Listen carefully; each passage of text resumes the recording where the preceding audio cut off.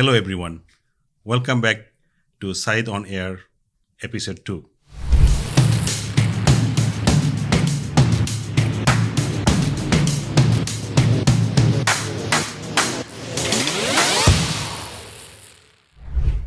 This podcast is very important for me because I have the opportunity to discuss about foot health, which I am very passionate about.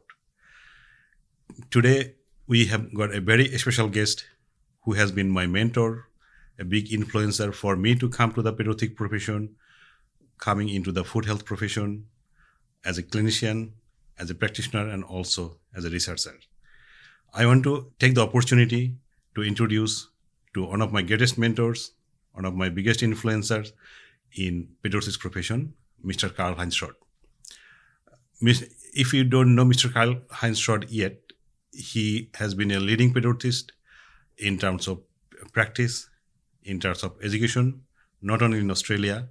He's originated from Germany. He traveled through Japan and ended up in Australia. And then he also traveled all around the world to educate and promote pedorthics. Please join me to welcome Mr. Karl-Heinz Schott to this episode. Thank you very much, Dr. Sayed Ahmed. I'd like to return thank you to all the nice words you said about me, and thank you very much for inviting you to be part of this journey with you.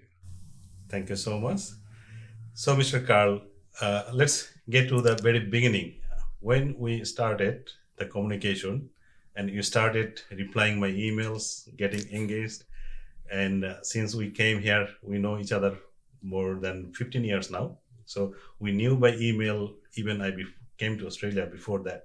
So if you can give some brief information to the audience, how was your experience meeting me and mentoring me? Well, as you said, I got an email from you, and I tend to get emails from various people over the world that have an idea. There may be one email, maybe two, and then usually it's the end of the conversation.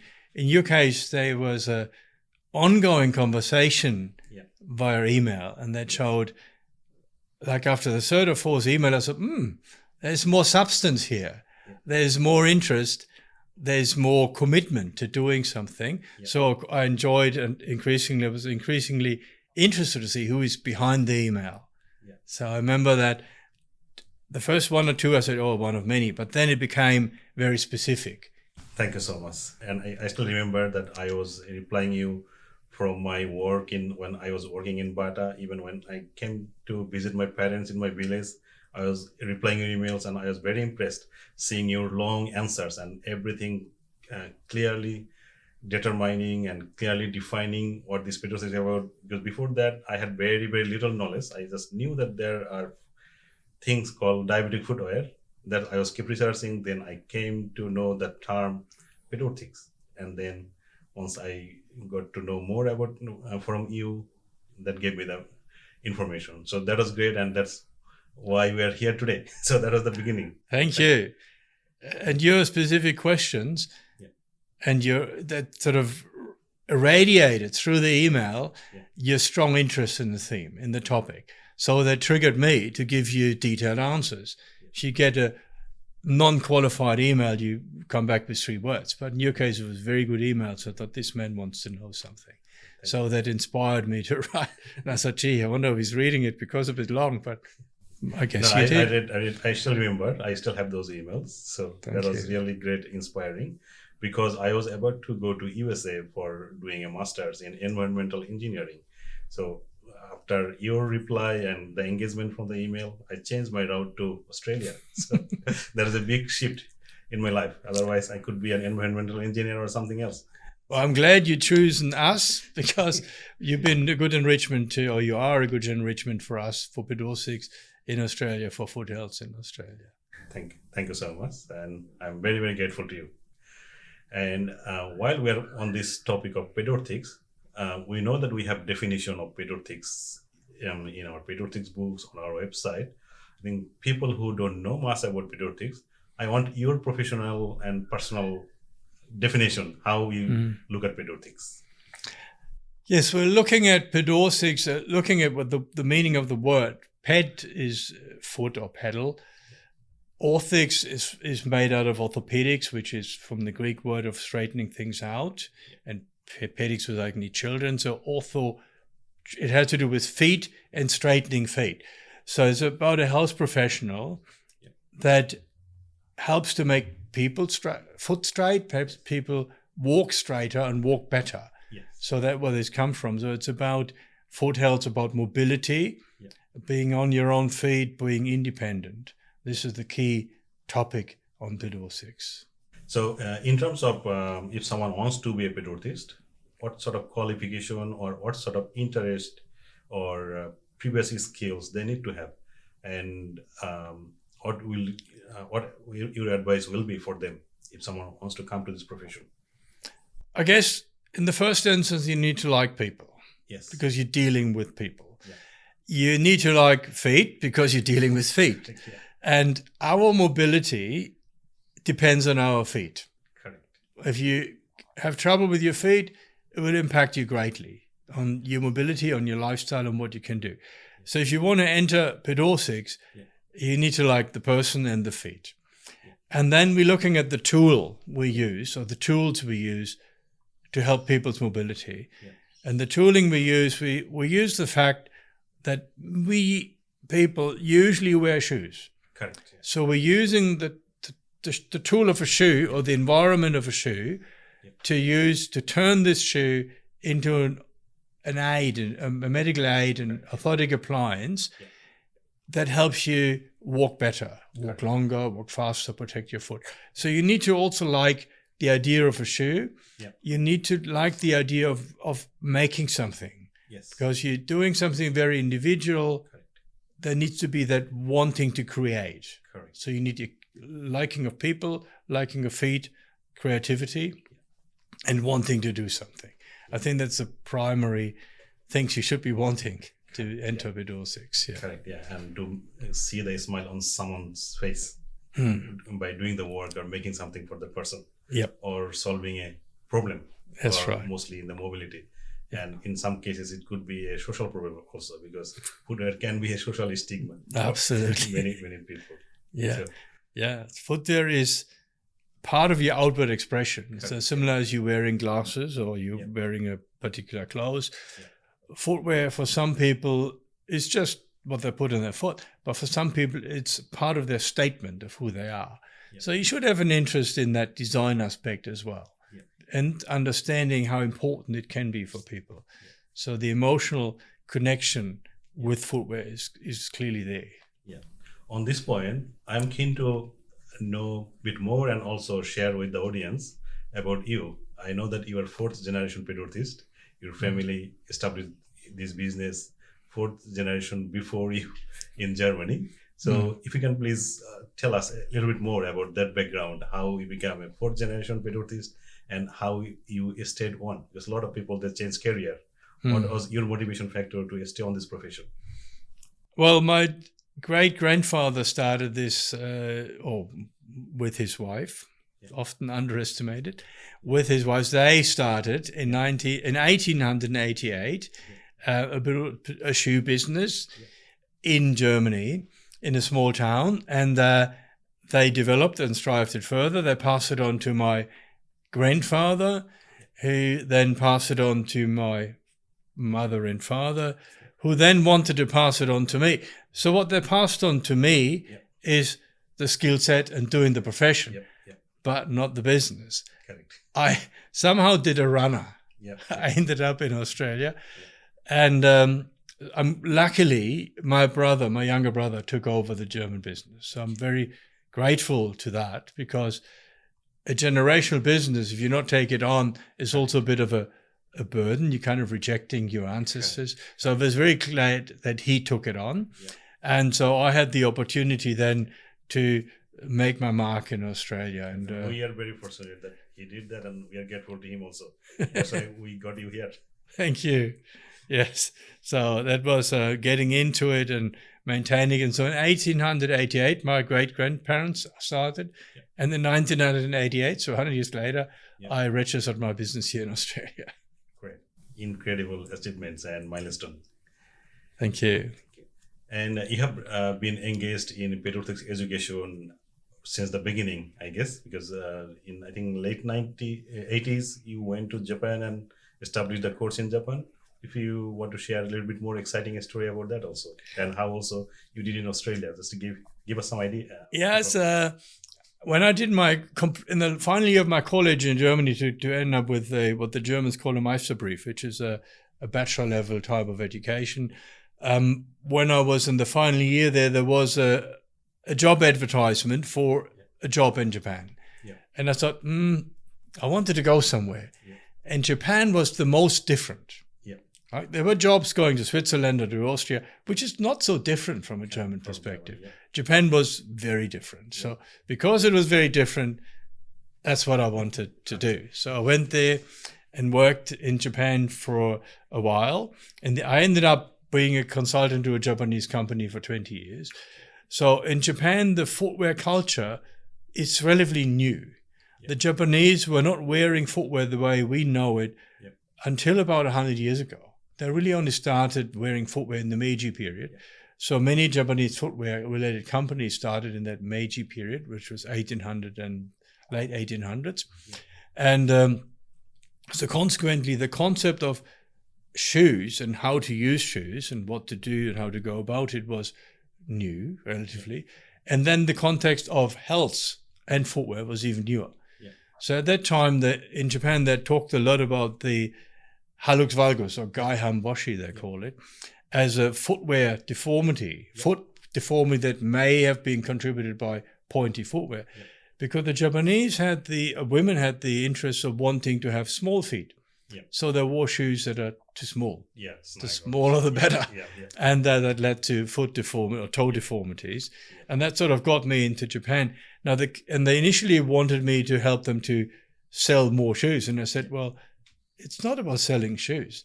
It's about understanding what the issues are and what someone may need. Okay. So I set up a training program in Japan, which I was running for 20 years, till about 10 years or 15 years ago. And now in Japan, then subsequently a colleague of mine from Austria started a permanent program that was running out of a school in Kobe for a number of years, and still it's running, I think. So, and then from Japan, I came out here and set up Pedorthics here, I guess, on my part of it, Great transition from Germany to completely different culture, different environment in Japan, different language, and then moving to Australia. So it's an incredible journey. Thank you. In this journey, obviously, you have mentored and taught a lot of students. So I will be asking something that I never asked you. You can share your experience. How was this experience to mentoring me, although you were the guiding factors, influencer to bring me to this profession, and then you taught me, and though you're still teaching me, I'm learning not only Pedorthics from you, I'm learning about life, about society, about different perspective and vision about life. So I'm learning a lot of things. Technically, I'm trying to follow you like a hawk. Okay. So what has been your experience to mentoring and teaching me? Well, my experience has been, because I've spoken to lots of people, is the key point is that you are listening. So you're hearing what people are saying. Yeah. And that is a big topic, that you wanted to know what I have to say and your other mentors had to say, and you took it on board. Yeah. And then you translated it into a way you can make sense out of it for you. And so that was very defined. You are very observant of what goes on around you. You listen, you take in. In a conversation, when you enter a conversation, you already know what you know. You want to know what the other guy knows. Correct. So you listening more than what you're talking. And that's one of the key strengths, listening. Yes. And there's a big strength, I think, listening and taking on board. Thank you. And over the period of teaching Pedorthics, promoting Pedorthic education, you have seen a lot of changes, obviously, in terms of technology, in terms of materials, in terms of even consumer behavior. So if you can highlight some of the differences you have seen in your career, in terms of assessment, in terms of manufacturing technique, in terms of materials available, and also how consumer behavior changed, and how we personalize the treatment or device. So yeah, please give us some idea or briefing from your experience, a long-term clinical experience and education experience. And to put all that Yeah. big question into a few words, it's a bit of a challenge. Coming back to, I guess, Pedorthics or area was seen 30, 40 years ago in Australia about the shoes. It was all about the shoe. Yes. And not so much about the person wearing it, Yeah. right? Yeah. It was about the shoemaking and the technicalities of making the shoes. Yeah. And over time, it became a lot different to, it's about the person. Correct. Yeah. More Right. person-centric. Yeah. Yeah. It is about, and not just the foot, it's about the whole person, Correct. about the personality. So it's a big shift from it's about the shoe Yep. to it's about the foot Yep. to it's about the whole person. Correct. So we're now a lot more person-centered. Yep. That includes what they do, what their activity levels are, what environment they're living in. All that has shifted a lot. So we're now looking a lot more holistic at the whole person Correct. and not so much just at the foot and the shoe. Yes. That has changed. And Yep. the relationship to the consumer, Yep. to the referral base has changed from, this is just someone that makes a big shoe, Yeah. to this is someone that helps you walk better. Correct. Yeah. Yeah. And that's another big change. Big mindset change. Yeah. Big mindset. And so the communication has changed a lot in how we do with people. Yeah. Now, in terms of manufacturing or the technology, of course, 40 years ago, 30 years ago, it was about the leather and the leather Correct. because it was a big topic, is Yes. leather. And now it is more about various materials, Correct. various processes, Yeah. various manufacturing processes Yeah. to get to an outcome that suits the person. Correct. Yeah. Right. So, and rather than just doing it about the material, which we did there, we're now looking at more, what do we want to achieve? Yeah. What features do we want? And we pick materials based on features Correct. Yeah. and appearances Yeah. and getting the outcome we want. And so there's a greater mix of materials, greater variety of materials. Now, about making, it was very analog 30 years ago. It was all by hand Correct. Yeah. and casting Yes. and analog. And now we almost always digital. It's a Yeah, big shift. from assessment to Yeah. data acquisition.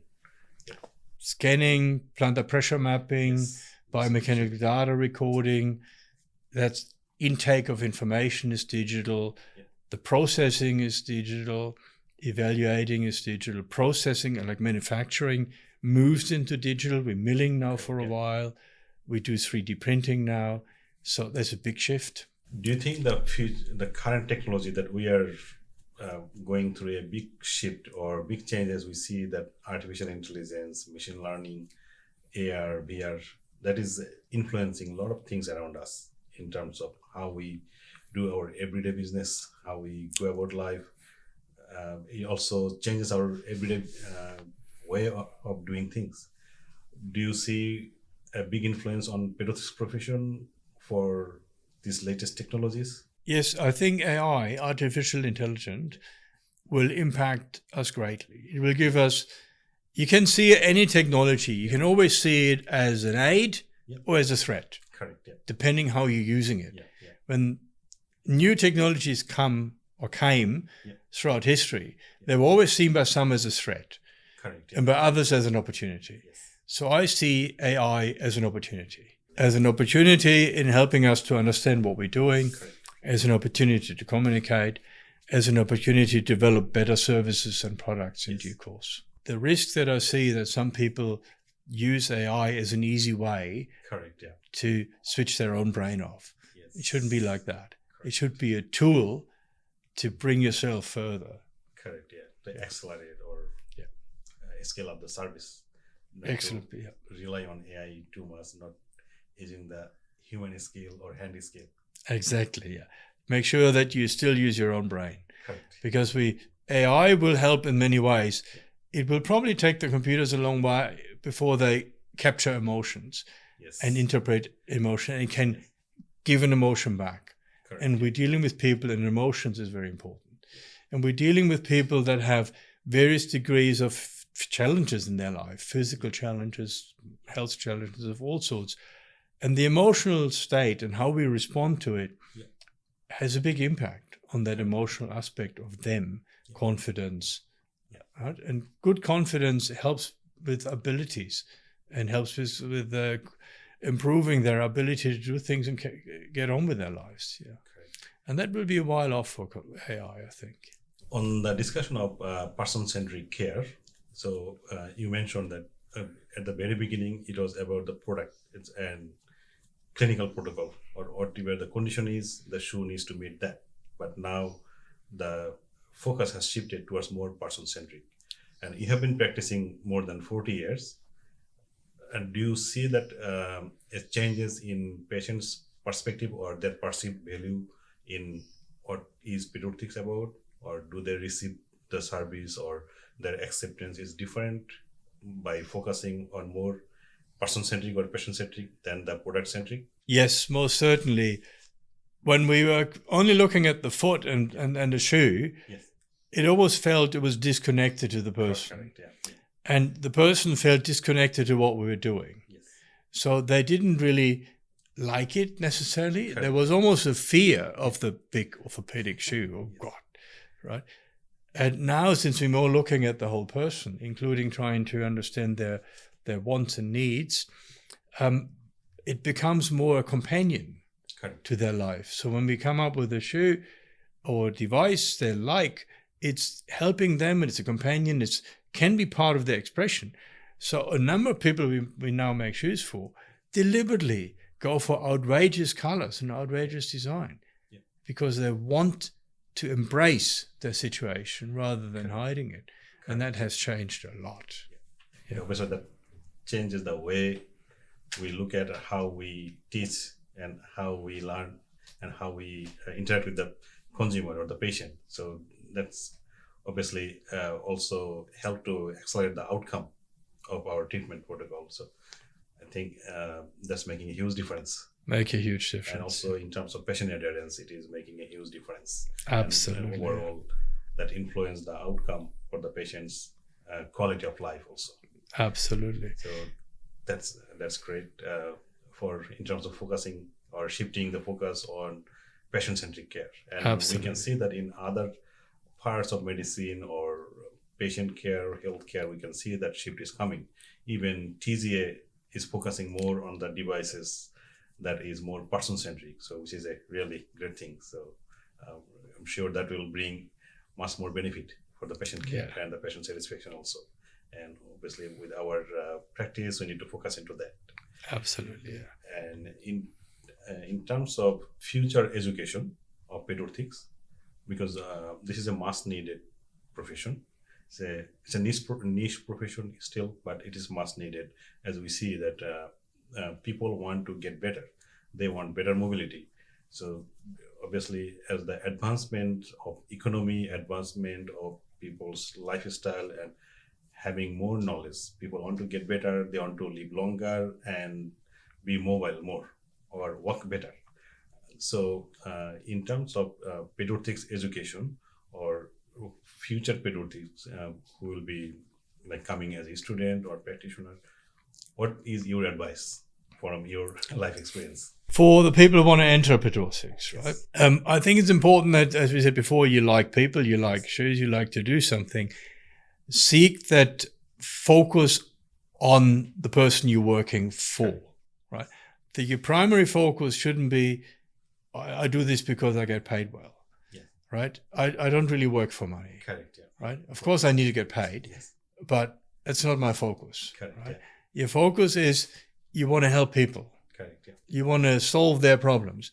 And if you solve their problem, if you make them better, if you make them happier, if you enable them to do things that they otherwise couldn't do, they're normally happy with the service you provide and they're happy to pay for it. Yeah. So if your focus is on that, you don't need to worry about the money. Correct, yeah. If your focus is about the money, then your focus is leading you down the wrong way. Correct. You're limiting your opportunities. Absolutely, yeah. Yes. And so I think you should be focused on the people. And yes, you're right, the education, the challenge we're having is, because we're a small group, finding an education provider that provides a good quality education. That needs to be academic education, needs to be technical education.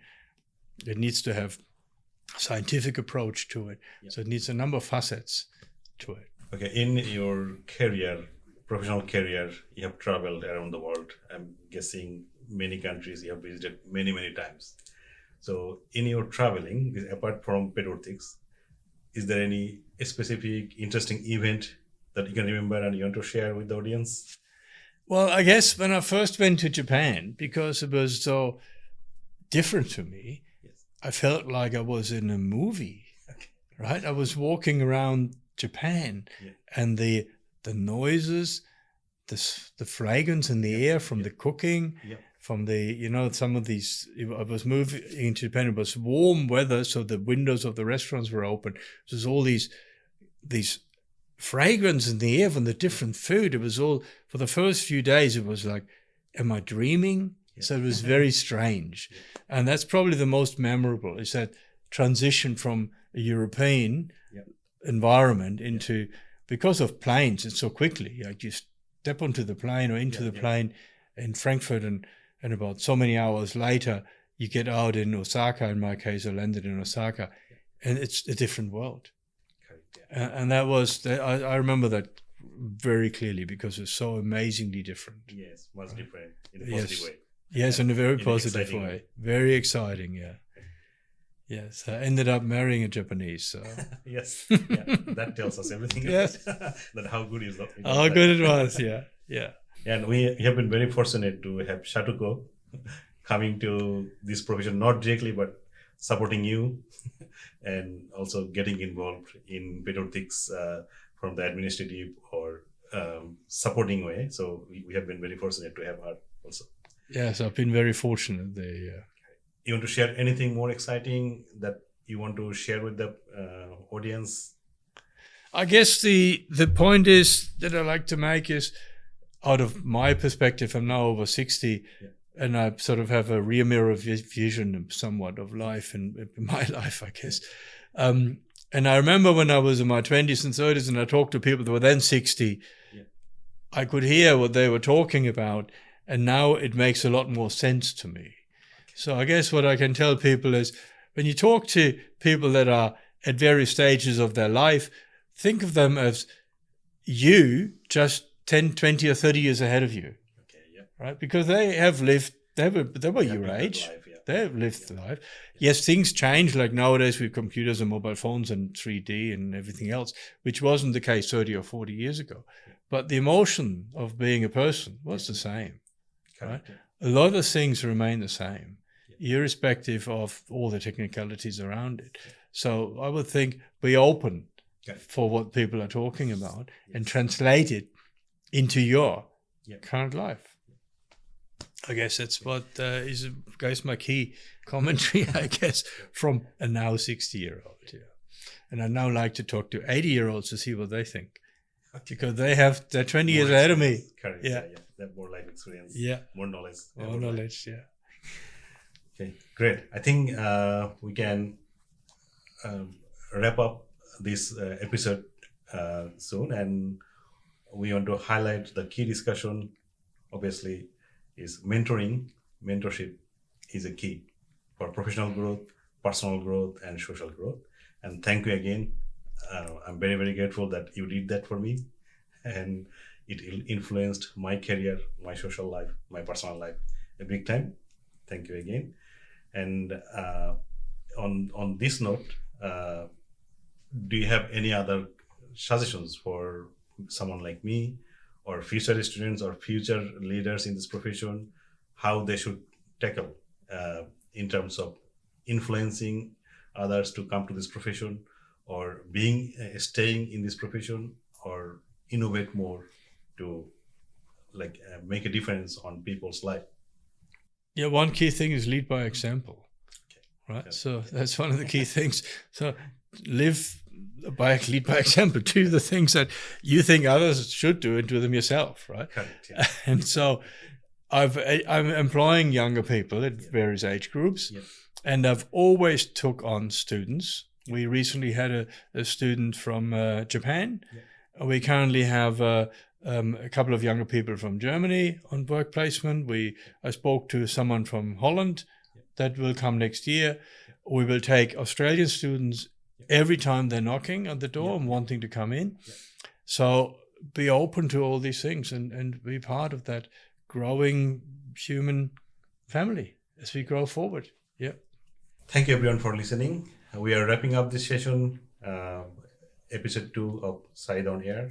The key highlights from today's episode is mentorship, keep the mind open, receiving the mentorship, and offering the mentorship. That's the key to make a difference on someone's life or even in the greater society. So mentorship is the key, and be fortunate to find a good mentor like I did with Mr. Karl. So that makes a huge difference. And on this note, I want to thank Mr. Karl again for what you have done and what you have been doing and what you'll be doing. Thanks in advance. And I really appreciate that you make the time to come here and sharing your experience with the audience. And I'm sure in future we'll have more topics, more events to talk more about it and share our great experience. Thank you again. Thank you very much for having me. You're most welcome. And again, to remind you everyone that foot care is important. If we care about feet, we actually care about the health. So food is the foundation. So the healthcare starts from food care. So food should not be neglected. Thank you again for listening to this episode, and we look forward to the future episodes where we will discuss more about foot health, lifestyle, and many other interesting things that is enjoyable for all of us. We'll see you again in the next episode.